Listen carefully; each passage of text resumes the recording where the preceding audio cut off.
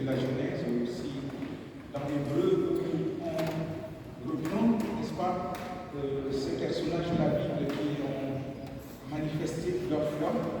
Et vous comprenez donc aujourd'hui aussi, le texte que nous avons lu a fait mention de la foi et c'est ce par quoi Jésus sort lorsqu'il pose la question. Nous y reviendrons. Bien-aimés de Dieu, le texte principal donc, de notre prédication de ce jour nous maintient dans l'évangile de Luc, qui accompagne les textes de l'Exode. Et des choses, n'est-ce pas, que nous pouvons voir dans la vie, dans le couple, à la maison, en famille, à l'église, dans la société. Si chacun est à son poste, n'est-ce pas, dans cette dynamique, alors on peut avoir la victoire. Mais si il y a quelqu'un qui manque, il y a quelque chose qui se passe. Moïse et Aaron étaient d'un côté, Josué, il était au même endroit. Il y en avait qui étaient à la colline et d'autres qui étaient au fond. Mais quand ceux qui étaient à la colline faiblissaient, il y avait des répercussions sur ceux qui étaient au fond. Alors il fallait persévérer. Et persévérer, c'est ce dont il est question dans ce passage. Il fallait persévérer. Je ne regarde pas trop l'aspect combat, n'est-ce pas, qui est avec les armes. Mais dans nos vies, il y a des épreuves, des choses pour lesquelles le Seigneur voudrait que nous persévérions. Avec 2 Timothée 4, particulièrement verset 2, l'apôtre Paul demande à Timothée de prêcher la parole avec insistance, autrement dit, avec persévérance. Je sais qu'il y a des gens qui peuvent parfois s'agacer, même dans notre paroisse, lorsqu'on revient plusieurs fois pour parler de la nouvelle naissance, pour parler de tourner vers le Seigneur, convertissez-vous. Tu dis, mais chaque dimanche, on nous dit la même chose. L'Évangile nous dit de persévérer. Qu'est-ce qui nous assure? Qu'est-ce qui nous dit que tout le monde a compris? La nécessité de la conversion. Qu'est-ce qui nous dit ça? Qu'est-ce qui nous dit qu'il n'y a pas de poche de résistance dans nos vies? Et que le Seigneur, à travers les textes que nous avons dimanche après dimanche, nous invite justement à laisser tomber ces postes de résistance. Si nous, prédicateurs, quand je dis nous, ce n'est pas que le pasteur, tous ceux qui portent la parole, si nous, prédicateurs, nous nous fatiguons d'exhorter à la repentance, vous voyez bien qu'on laisse les gens sur le parole. Qui nous dit qu'il n'y a pas quelqu'un qui passe au temple pour la première fois et qui est en train d'aller je ne sais où? Et cela me fait penser, n'est-ce pas, à quelque chose qui s'est passé dans une des paroisses au Cameroun à Douala. C'était pas moi qui prêchais, c'était un prédicateur naïf, heureusement. Et il y a un monsieur qui est venu au temple. Il était très fâché contre quelqu'un. Il est venu au temple, il s'est assis au fond, et il dit qu'il venait faire ce culte et aller abattre celui qui lui avait fait du tort. Et à la fin du culte, il est parti voir le prédicateur. Il lui a dit, monsieur, merci. Je suis venu me préparer, prier pour dire à Dieu, je te demande pardon pour le crime que je vais commettre. Et à la fin, il est parti, il dit, Seigneur, je te dis merci, parce que tu m'as empêché de commettre ce crime. Si dans la prédication, l'Esprit de Dieu vous dit d'interpeller, parce que ce n'est pas, vous ne connaissez pas ceux qui sont là, et vous vous dites, non, je vais arrondir les angles, je ne vais blesser personne, il faut que je parle de l'évangile d'une certaine manière pour ne pas bousculer les gens, et que quelqu'un comme ça vienne et sort pour aller commettre son œuvre. Vous ne saurez pas, vous n'en saurez rien parce que vous n'êtes pas au courant. Mais le Saint-Esprit serait très triste de voir qu'on vous a donné l'opportunité de prêcher l'évangile, d'insister, de dire, de persévérer dans l'annonce de la nécessité de la conversion, et vous êtes passé à côté de ce que Dieu vous a dit. Alors l'apôtre Paul dit à Timothée, insiste, prêche la parole, parle. Ne te fatigue pas d'appeler les gens à la conversion. Et dans la suite de ce texte-là, nous ne l'avons pas lu, il dit même que parce que le temps vient où les gens auront la démangeaison d'entendre les choses agréables à l'oreille. Vous voyez, on ne veut plus rien dire qui bouscule. On veut dire, arrondir les gens, non, tous les chemins mènent au ciel, mais vous pouvez faire n'importe comment, ça ne va rien faire. L'essentiel est que tu sois gentil, que tu sois un peu correct. Comme si être gentil et correct pouvait sauver. C'est Jésus-Christ et lui seul qui sauve. Et on est obligé de le dire. Celui qui ne croit pas en Jésus, véritablement, est perdu. Ce n'est pas moi qui exprime, mais je le dis pour que la personne se dise, peut-être il est temps que je me tourne vers le Seigneur. Mon frère, ma soeur, Jésus-Christ t'aime et il veut que tu sois sauvé. La Bible nous dit que Jésus veut que tous les hommes parviennent au salut, tous, hommes et femmes. Jésus veut que nous tous, frères et sœurs, nous nous retrouvions dans son royaume. C'est pourquoi il nous donne cette mission en tant que prédicateur de vider le train qui va inexorablement vers l'enfer pour peupler celui qui va vers le royaume de Dieu. C'est pour cela que depuis 2000 ans, on prêche, on annonce, on persévère, on dit les paroles même qui fâchent, même si ça a une connotation, comme on peut dire évangélique ou ceci, cela. Et que voulez-vous qu'on prêche d'autre que l'évangile? C'est l'évangile, on prêche l'évangile.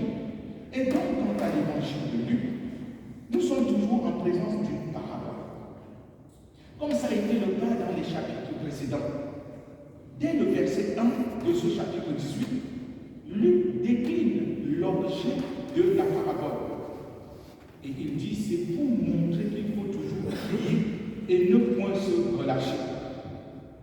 Notre parabole met en scène deux personnages, un juge et une veuve. Et on dit que le juge n'avait pas d'égard, n'avait d'égard pour personne, il était imbu de lui, et la veuve venait tout le temps, lui dit, attends, rends-moi justice, rends-moi justice. Et finalement, il s'agace, et puis il dit, bon, je vais me débarrasser de cette pauvre veuve en lui rendant justice. À l'époque ancienne, frères et sœurs, les juges étaient vus comme des personnes d'une classe supérieure, respectées, et en même temps redoutés pour leur impartialité, pour leur partialité en faveur des riches et au détriment des pauvres. À ce sujet, nous pouvons lire ce qui suit au psaume 82, les versets 2 à 4. Jusqu'à quand jugerez-vous avec iniquité et aurez-vous égard à la personne des méchants? Rendez justice aux faibles et à l'orphelin. Faites droit aux malheureux et aux pauvres. Sauvez le misérable et l'indigent. Délivrez-les de la main des méchants. Autrement dit, chers bien-aimés, les juges représentent les forts qui se croient invulnérables et puissants. En plus de cela, le juge de notre texte a la réputation de ne pas avoir la crainte de Dieu. Ça veut dire à côté de ce qu'on lui connaît, il ne craint même pas Dieu. En face de lui, une veuve qui vient demander que justice lui soit rendue. La disproportion dans le rapport de force est saisissante. En ceci que la Bible présente toujours les veuves comme étant les faibles pour qui Dieu a une attention particulière. Et c'est ce que nous pouvons voir dans le livre du Deutéronome, chapitre 10, les versets 17 et 18. Car l'Éternel, votre Dieu, est le Dieu des cieux, le Seigneur des seigneurs, le Dieu grand, fort et terrible, qui ne fait point de favoritisme et qui ne reçoit pas de présent, qui fait droit à l'orphelin et à la veuve, qui aime l'étranger et lui donne de la nourriture et des vêtements. La veuve de notre texte est face à un obstacle presque insurmontable. Et Jésus de préciser que pendant longtemps, cet homme refuse d'accéder à la demande de la veuve. Vous vous imaginez ce que peut trouver une veuve? Dans ce contexte, une veuve, c'est une femme dépouillée de tout. Parce que le mari était comme celui qui pourvoyait aux besoins de la famille. Alors, qu'est-ce qui ne va pas avec cette veuve? C'est une parabole. Vous allez me le dire comme ça. Mais oui, c'est une parabole. Mais qui ressemble vraiment à la réalité. Il y a beaucoup de personnes faibles, vulnérables, sans force, sans puissance, qu'on écrase dans nos sociétés, qu'on écrase partout. Et même parfois dans certaines églises, il y a des gens qu'on considère comme des gens de seconde vue, de seconde zone. Dans certaines paroisses, vous voyez, il y a des gens qui se considèrent comme des bourgeois et d'autres qui sont comme des gens de bas étage qui doivent toujours être là en bas et les autres en haut. Et il y en a même qui vont jusqu'à refuser de s'asseoir avec d'autres pour pouvoir manger avec eux. Je l'ai vu dans certains endroits, dans mon ministère, où des gens qui étaient dans l'entrée, c'était pas ici, hein, je précise très bien, qui étaient dans l'entrée, qui étaient appelés à donner de la nourriture aux personnes qui venaient pour en recevoir. Lorsqu'on organisait un repas, on disait on devrait organiser un repas pour s'asseoir et partager ensemble. Il y a des bénévoles qui disaient non, nous ne pouvons pas être en train de ce côté en train de donner aux nécessiteux et après vous nous demandez de nous asseoir pour partager le repas ensemble. Et je leur ai dit, votre mission est nulle.